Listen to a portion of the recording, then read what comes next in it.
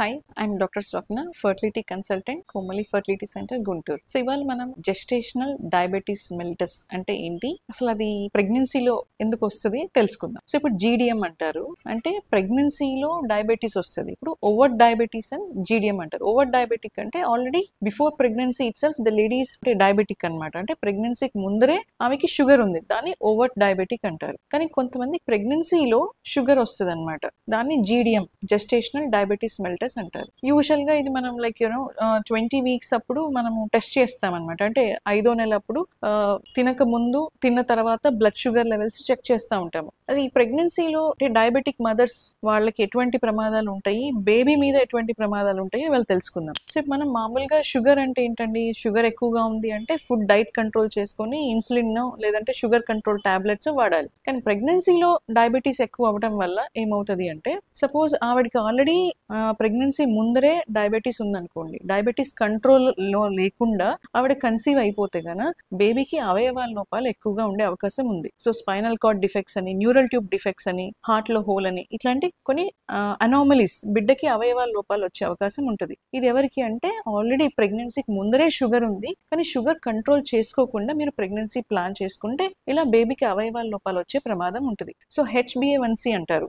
HbA1c అంటే అదొక రక్త పరీక్ష అండి. మీ ప్రీవియస్ 3 months లో నీ షుగర్ కంట్రోల్ ఎలా ఉంది అని తెలుసుకోవడానికి అనమాట. యూజువల్ గా అది less than 6 is what is recommended. So usual గా 6 to 7 ఉన్నా కూడా పర్వాలేదు, that's not dangerous. Suppose HbA1c అనేది 10-11 ఉందనుకోండి, it is very high. So అలా ఉన్నప్పుడు ఏం చేయాలంటే you should not plan the pregnancy. అంటే ప్రెగ్నెన్సీ పోస్ట్పోన్ చేయడమే ఫస్ట్ థింగ్ అనమాట. ఎందుకంటే you have to control that. ఆ 10 to 11 HbA1cని 6 to 7 కి తీసుకొచ్చాకనే మనం ప్రెగ్నెన్సీ ప్లాన్ చేసుకోవాలి. This is for ladies who are already diabetic. అంటే మీకు షుగర్ ఉంది, మీరు ఇప్పుడు ప్రెగ్నెన్సీ ప్లాన్ చేసుకోవాలి అని అనుకుంటుంటే ఖచ్చితంగా మీ HbA1c లెవెల్స్ ని కంట్రోల్ చేసుకోవాలి. సో HbA1c అనేది 6 to 7 మెయింటైన్ చేసుకోండి, then you plan the pregnancy. ఎందుకంటే బేబీకి ఎటువంటి అవయవాల లోపాలు రాకుండా చూసుకోవడానికి. ఇంకొక కండిషన్ ఏంటంటే జీడిఎం, అంటే ప్రెగ్నెన్సీ వచ్చేసింది, ప్రెగ్నెన్సీ 5వ నెలలోనో 6వ నెలలోనో మనకి షుగర్ ఉంది అని చెప్పారు డాక్టర్ గారు. సో అప్పుడు ఏం చేయాలి మనం? సో ఈ షుగర్ వల్ల ఏంటంటే మనము ఇన్సులిన్ స్టార్ట్ చేస్తాము,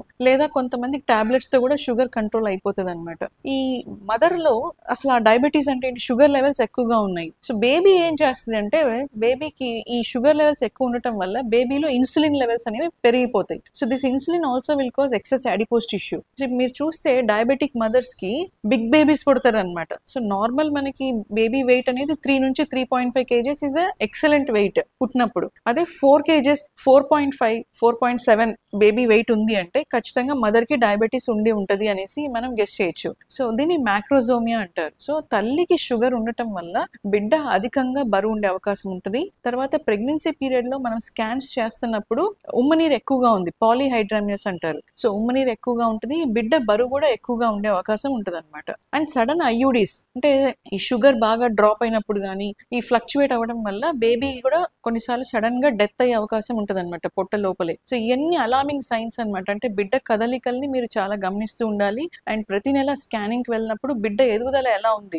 ఇప్పుడు బేబీకి కొన్ని మెజర్మెంట్స్ ఉంటాయి అనమాట. తల ఎంత పెరిగింది, అబ్డామెన్ సర్కంఫరెన్స్ అంటారు, ఇవన్నీ కూడా ఎక్కువగా ఉంటాయి. డయాబెటిక్ మదర్స్ కి బేబీ వెయిట్ అనేది చాలా ఎక్కువగా ఉంటుంది, దీన్ని మ్యాక్రోజోమియా అంటారు. సో ఇలాంటి కండిషన్స్ కి ఏమవుతుంది అంటే, డెలివరీ టైంలో నార్మల్ డెలివరీ ట్రై చేస్తున్నారు అనుకోండి, బిడ్డ స్టక్ అయ్యే అవకాశం ఉంటుంది. షోల్డర్ డిస్టోర్షన్ అంటారు, అంటే భుజాలు అనేవి స్టక్ అయిపోవటము, మనం ఫోర్స్ గా బేబీని పట్టి లాగాల్సి వస్తుంది. సో ఫోర్సెప్స్ కానీ ఇలాంటివి వేయాల్సి వస్తుంది, కొంచెం బ్లడ్ లాస్ ఎక్కువ అయ్యే అవకాశం ఉంటుంది, PPH అంటారు. సో ఇవన్నీ కూడా డెలివరీ టైంలో కూడా కాంప్లికేషన్స్ ఉండే అవకాశం ఉంటుంది. సో ఇవన్నీ మనం అవాయిడ్ చేయాలి. అండ్ డెలివరీ తర్వాత కూడా బేబీకి హైపోగ్లైసిమియా, అంటే మీరు చూస్తే మదర్ కి డయాబెటీస్ ఉందనుకోండి, డెలివరీ అయిన తర్వాత బేబీని అబ్జర్వేషన్ కి ఒక 3-4 hours NIC లో పెడతారు అనమాట. ఎందుకు అంటే బేబీ ఒక కైండ్ ఆఫ్ ఎన్విరాన్మెంట్ కి అడాప్ట్ అయింది, మదర్ బ్లడ్ లో ఎక్కువ షుగర్ లెవెల్స్ కి. సడన్ గా బేబీని మనం బయటికి తీసాక baby blood sugar levels down అయ్యే అవకాశం ఉంటుంది అనమాట. సో హైపోగ్లైసిమియా అంటారు. సో ఇవన్నీ కూడా మనం మానిటర్ చేసుకుంటూ ఉంటాం. So before pregnancy if you have diabetes, as I mention, me HbA1c levels అనేవి 6 to 7 మెయింటైన్ చేసుకోండి.